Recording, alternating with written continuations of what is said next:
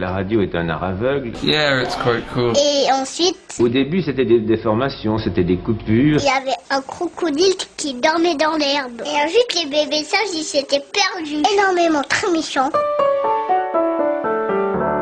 Bonjour, bienvenue dans les interviews d'Eric Cooper. Écrire, c'est traduire en mots des pensées, des faits, des sentiments, des sensations, le corps, la chair, le silence. La vie est la langue étrangère de l'écrivain. Citation de Camille Laurence, écrivaine française. Et c'est avec cette citation que je vous présente Émilie Kassongo, qui est notre invitée aujourd'hui. Je voudrais peut-être vous rappeler que le principe des interviews d'Eric Cooper, c'est de vous faire découvrir des personnes passionnées et passionnantes. Alors pourquoi ai-je décidé d'inviter Émilie Kassongo ? Eh bien parce que il y a 2 ans, elle crée sa propre maison d'édition à Verviers, qui est une ville située en Belgique. La maison d'édition s'appelle Mpage. Vous pouvez d'ailleurs jeter un œil sur leur site internet mpageedition.be. Bonjour Émilie Kassongo, merci d'avoir accepté cette invitation. Si je vous donne 15 secondes pour vous présenter, vous nous dites quoi ? Je m'appelle Émilie Kassongo, j'ai 31 ans et je suis éditrice depuis 2 ans de la maison d'édition Mpage Édition. Pourquoi vous avez décidé de vous lancer comme éditrice ? C'est une question qu'on me pose souvent. Avant de commencer mes études en littérature romane, c'était déjà ça que je voulais faire. Donc moi, je voulais pas écrire, je voulais être la personne, un peu de façon caricaturale, je voulais être la personne qui découvre les auteurs, justement. Et donc, j'ai fait mon bachelier en langue romane, donc en général, et puis je suis partie faire mon master à Louvain-la-Neuve en sciences et métiers du livre.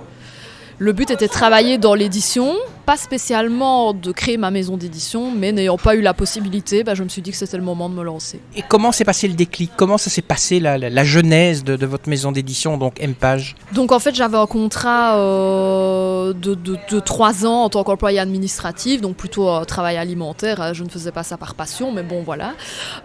Et puis mon contrat s'est terminé et il a fallu que je me réoriente professionnellement et je me suis dit, t'as quand même un projet dans le coin de ta tête. Tu vas avoir 30 ans, si tu veux te lancer, c'est le moment, c'est pas dans 5 ans, c'est pas dans 10 ans, c'est vraiment maintenant que tu dois te lancer. Et puis je me suis renseignée sur les démarches, j'ai regardé si c'était faisable financièrement, administrativement, et puis je me suis lancée. Pourquoi le nom Mpage ? Est-ce que ça veut dire quelque chose ? Donc en fait, je vais le faire dans l'ordre, pas du tout pour être grossière, mais donc le EM c'est Émilie, donc c'est moi, le PA c'est Pascal, le nom de ma mère, et J c'est Justine, et donc pour une éditrice en page, je trouvais que ça donnait très très bien. Et est-ce qu'elle participe à la maison d'édition ? Est-ce qu'elles sont un peu vos employés ? Non, pas du tout. Donc moi je travaille vraiment toute seule, c'est moi qui gère tout de A à Z, c'est mon soutien inconditionnel, mais non, elle ne travaille pas avec moi, non. Une éditrice, on peut se poser la question, c'est quoi exactement ? C'est beaucoup de choses, une éditrice. C'est à la fois une commerciale, c'est à la fois, on peut dire, un chauffeur routier, puisque c'est moi, vu que, comme je vous l'ai dit, je gère tout de A à Z, et donc c'est moi qui vais distribuer les livres partout en Belgique. Et donc je pars toute une journée avec mes livres et je démarche les libraires. C'est aussi une petite partie comptabilité, la partie moins sympa. Et puis la partie la plus sympa, c'est vraiment la lectrice compulsive. Alors, on le sait, il y a beaucoup d'éditeurs, vous êtes toute nouvelle. Comment ça se passe un petit peu avec la concurrence ? Est-ce que vous avez des contacts entre vous ou bien c'est du chacun pour soi ? Non, avant d'y entrer, je pensais que c'était vraiment chacun pour soi. Et puis, en fait, je me rends compte que c'est un milieu très, très convivial. En tout cas, en plus petits éditeurs, quand on se rencontre dans les salons, on papote toujours et on a l'occasion d'échanger, voir si ce salon-là s'est bien passé, se parler de nos nouveautés, se féliciter. Non, c'est vraiment un milieu assez quand même chaleureux. Alors qu'on aurait pu croire que non. Mais vraiment, je pense qu'il n'y a pas de concurrence parce qu'il y a tellement de personnes qui écrivent qu'il n'y a pas de concurrence. Pas du tout. Est-ce que vous recevez des aides, par exemple, de la région wallonne ou de l'État ? Non, rien du tout. Je ne sais même pas quoi vous répondre parce que je ne reçois rien du tout, non. Et alors, comment fait le public quand il cherche un auteur local, un auteur belge ? Comment il fait pour vous trouver ? Puisque c'est vrai que quand on va dans les grosses librairies, c'est beaucoup d'auteurs français, de grandes maisons d'édition françaises. Comment les gens font pour vous découvrir ? Maintenant, ils vous connaissent Mpage, mais quand on ne connaît pas, comment ça se passe ? Ça se fait vraiment par le bouche à oreille, ça se fait par les réseaux sociaux. Je commence à être dans pas mal de librairies aussi, donc je commence à doucement pouvoir accéder à des plus grosses librairies. Mais voilà, c'est vraiment par les libraires et le bouche à oreille principalement. Est-ce que tout le monde peut être éditeur ou éditrice ? J'aurais tendance à dire que oui, parce qu'au final, il n'y a pas besoin de formation spécifique. Moi, j'ai eu la chance de suivre le master en sciences et métiers du livre, mais en toute honnêteté, même sans ce master-là, j'aurais quand même pu m'en sortir, puisque ça reste quand même très théorique. Il faut s'accrocher, quand même avoir pas mal de fonds financiers de côté. Oui, j'aurais tendance à dire que oui. Est-ce qu'il faut aimer beaucoup lire lorsqu'on est éditrice ? Ah oui, ça c'est sûr. Ça, on n'a pas le choix, parce que c'est des heures de lecture par semaine, par mois. C'est quand même une grosse majorité du travail, puisque les manuscrits qu'on reçoit, il faut les lire et il faut les analyser. Donc si on n'aime pas lire, effectivement, alors là, on ne peut pas devenir éditeur, ça c'est sûr. Quels sont un petit peu les challenges et les épreuves qui ont construit la femme que vous êtes aujourd'hui ? Les refus déjà que j'ai reçus quand moi j'ai voulu entrer dans une maison d'édition après mon master, j'ai reçu énormément de refus de maisons d'édition, soit parce que j'avais pas d'expérience, soit parce qu'ils n'engageaient pas. Maintenant que je suis éditrice, je sais à quel point c'est difficile d'engager du personnel, puisque moi je travaille toute seule et je pourrais pas me permettre de payer quelqu'un d'autre. Les échecs, mais comme tout le monde, je pense qu'on grandit des échecs. J'ai connu des échecs quand j'étais adolescente, quand j'étais jeune adulte, quand je suis adulte. Et j'en rencontre toujours maintenant dans mon travail et ça me permet de grandir. Donc je pense que oui, les échecs permettent de grandir, il y a aucun doute là-dessus. Et c'est ça, je pense, qui a forgé mon caractère et qui m'a poussée à me lancer. Est-ce que le fait d'être une femme change un peu le regard que vous avez sur les manuscrits que vous recevez ? Et je sais que vous en recevez beaucoup. Ce serait mentir de dire que non. Je pense qu'il y a... Est-ce que je suis peut-être plus sensible à certains genres littéraires qu'à d'autres ? C'est possible. Maintenant, quand je lis, je fais abstraction de mon sentiment. C'est ça la différence, c'est quand on me dit tu aimes lire, donc ton boulot ça doit être vraiment lire et c'est génial et ce côté. Alors oui, j'adore lire effectivement, mais il faut savoir que lire pour mon plaisir et lire pour le travail c'est pas du tout la même chose. Lire un roman qu'on achète en librairie c'est une chose, lire en tant qu'éditeur, il y a quand même un regard derrière qui doit être quand même un petit peu commercial, voir si c'est vendeur, voir si c'est pas du déjà vu. Est-ce que le fait d'être une femme change mon regard ? Oui, certainement, mais comme le fait d'être une jeune trentenaire, comme le fait d'avoir vécu ce que j'ai vécu, donc je pense que oui. On me pose souvent la question de savoir si mon catalogue est composé presque exclusivement de femmes, si c'est un choix. Pas du tout en fait. D'ailleurs ici j'ai publié un auteur namurois qui était un homme. C'est pas du tout une volonté, j'ai pas ce côté femme pour les femmes. Mais voilà, c'est vrai que c'est chouette aussi de voir que des femmes écrivent bien, et donc je veux les mettre en avant. Votre question est difficile en fait, je suis en train d'y réfléchir. Oui, je pense que en tant que femme, on a peut-être une vision différente des choses. Alors je vais vous répondre oui et non, je pense. Comment est-ce que vous gérez les critiques et le regard des autres ? Au début, je prenais tout très personnellement. Je dois avouer que quand j'avais des retours sur mes publications ou même mon travail, je le prenais personnellement. Maintenant, je dois avouer que ça me passe un petit peu au-dessus. Je pense que chaque indépendant qui s'est lancé a essuyé des critiques à un moment dans sa vie. Je pense que je fais du travail correct, pas parfait comme ça serait prétentieux. J'essaie d'avancer, je fais des erreurs, j'en ferai sûrement encore, mais maintenant ça me passe complètement au-dessus. Les romans que vous lisez pour le plaisir, est-ce qu'il y a quand même parfois l'œil de l'éditrice qui est là et vous lisez parfois certains romans avec l'œil de l'éditrice et non pas l'œil de la lectrice ? Oui, effectivement, et d'ailleurs c'est parfois un peu désagréable de lire et de parfois de critiquer des choses que je n'aurais pas critiquées, comme la mise en page, des choses qui n'ont absolument pas d'importance quand on est un simple lecteur, mais qui en ont quand on est éditeur. Oui, mon regard a changé sur les lectures, oui, effectivement. Vos romans, donc je parle de ceux que vous éditez, vous ne les écrivez pas, mais est-ce que lorsqu'ils sont édités, c'est pas aussi un peu votre bébé, même si c'est pas vous qui les avez écrits ? Ah si, chaque roman que je publie, c'est un de mes bébés puisque je vais le défendre avec tous les moyens que j'ai. Donc bien sûr, je ne l'ai pas écrit, mais je l'ai choisi. J'ai décidé quand même de prendre le risque de le publier. Donc si, je les considère aussi comme mes bébés. Ça... Vous êtes perfectionniste ? Très très perfectionniste, oui.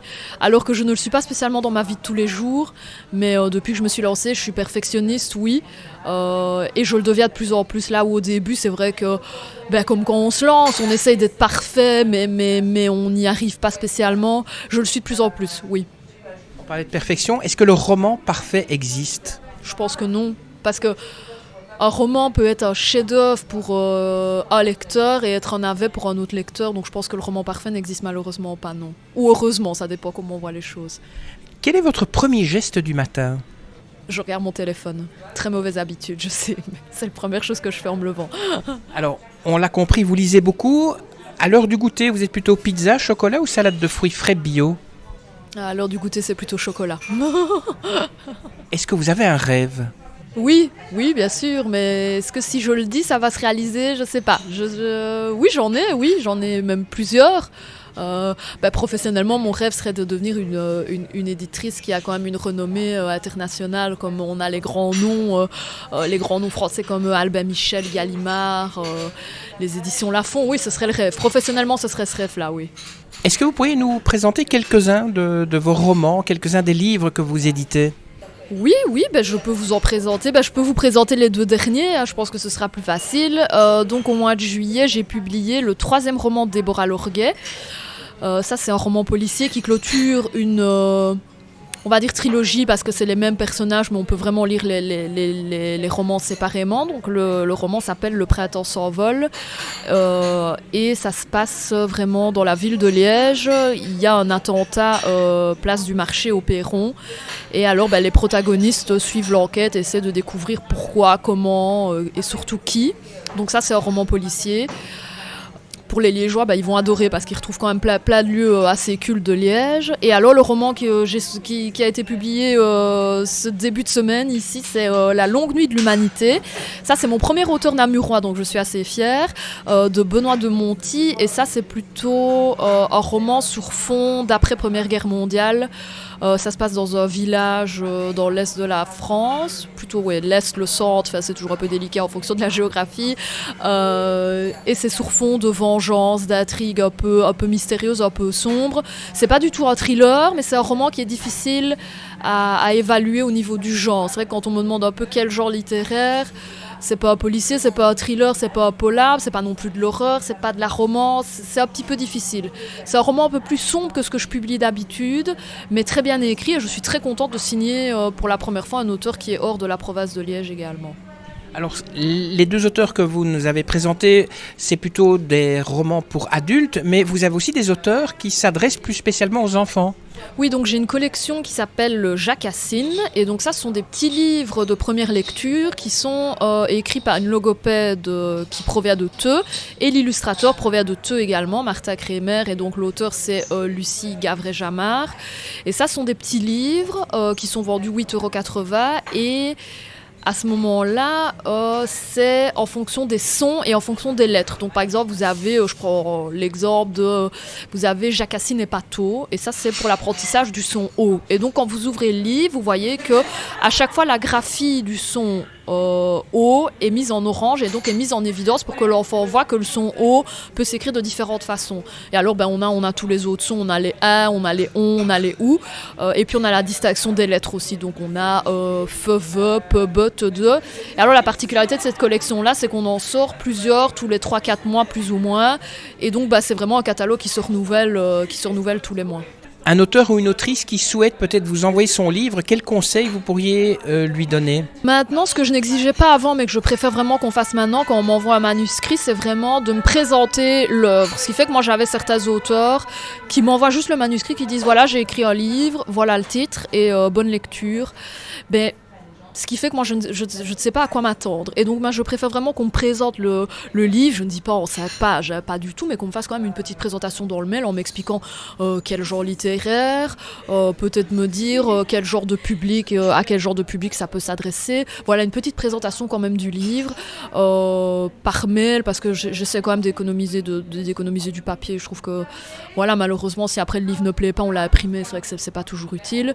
Mais donc, voilà, de me présenter quand même le manuscrit en me l'envoyant me dire de quoi ça parle. Enfin voilà, un petit résumé, une petite présentation de l'auteur aussi également, que je sache quand même à chaque fois à qui je m'adresse quand je réponds aux mails. Est-ce qu'il y a des styles qui sont peut-être plus vendeurs, policiers, science-fiction ? Mais je pense que les styles en fait dépendent fort de la période, ce qui fait que je sais qu'au moment où 50 nuances degrés est sorti, on a eu toute une période où on voyait plus que du roman un peu érotique. Ici, on a quand même des très bons auteurs de thrillers en ce moment, et je pense donc que les lecteurs sont plus attentifs aux thrillers. Donc si on publie du thriller, je pense qu'il faut qu'il soit très très bon. Je crois que les lecteurs ont des phases aussi. On est quand même dans une phase aussi un peu feel good, un peu zéro déchet aussi, un peu écologique. Donc je pense que ça, c'est des sujets qui touchent particulièrement les lecteurs en ce moment. Mais voilà, je pense qu'il y a aussi des indémodables, les romans d'amour, je pense que ça marche et ça marchera toujours, les romans policiers aussi. Mais voilà, je pense qu'il y a des phases aussi en fonction des gens, en fonction de l'actualité, il n'y a rien à faire. Les gens en ce moment ont peut-être plus envie de lire des romans un peu plus légers que des romans un peu plus sombres, vu la période que nous traversons. Ça, c'est à l'éditeur aussi de faire les bons choix. Une question que je n'ai pas encore posée, votre genre de lecture à vous, c'est quoi ? Vous aimez lire quel genre de roman ? Je lis un peu tout. Je dois avouer que pour ça, j'ai pas spécialement de style bien particulier. Je suis pas très fan de tout ce qui est horreur, le roman très très glauque. C'est pas trop ma tasse de thé. Mais je lis un peu de tout, sauf de la poésie, ou que ça je ne lis absolument pas. Et d'ailleurs, je n'en publie pas. C'est vraiment le style où quand j'en reçois, je refuse directement. C'est vraiment un style trop spécifique et c'est difficile à vendre. Mais moi, en tant que lectrice, je lis vraiment presque de tout, en tout cas. Et si vous aviez une baguette magique pour changer quelque chose autour de vous, qu'est-ce que vous aimeriez bien changer ? Le monde actuel, je pense, les mentalités. C'est un peu cliché de dire ça, mais je pense qu'avec tout ce qu'on voit, toutes les injustices, toutes les inégalités, je pense que c'est ça que je changerais, c'est d'avoir un peu plus d'équité, d'égalité dans le monde. C'est très très cliché, mais je pense que si vous parlez de ce qu'on change, les mentalités... Oui, je pense que c'est la principale cause ici des nombreux problèmes. C'est vraiment ce côté, tout ce côté rejet, racisme, harcèlement. Je pense que oui, il faudrait faire un gros travail sur les mentalités des gens. Malheureusement, personne n'est parfait. Mais je pense que oui, j'essaierai peut-être de changer ça. Merci à vous, Émilie Cassongo, d'avoir répondu à mes questions. Je rappelle que vous êtes donc la fondatrice de la toute nouvelle maison d'édition qui s'appelle M-Page. Si vous avez envie, vous qui nous écoutez, peut-être de savoir quels sont les livres qui sont publiés par cette maison d'édition, eh bien vous allez sur leur site internet mpageédition.be, E-M-P-A-J, et puis édition avec un S.be. Alors comme d'habitude, avant de vous quitter, je vous rappelle à vous les auditeurs que je serais très heureux que vous puissiez partager ce podcast et le faire savoir que ce podcast existe et faire savoir à tous vos amis que ce podcast existe d'avance. Bien sûr, je vous remercie. Abonnez-vous aussi, comme ça vous serez prévenus avant tout le monde de la parution du prochain podcast, donc des interviews d'Eric Cooper. Sur ce, moi je vous quitte. Laissez-nous un commentaire sympa aussi. Vous savez que ça nous fait toujours plaisir. Que la force soit avec vous. Et à très bientôt. Ça y est, c'est fini.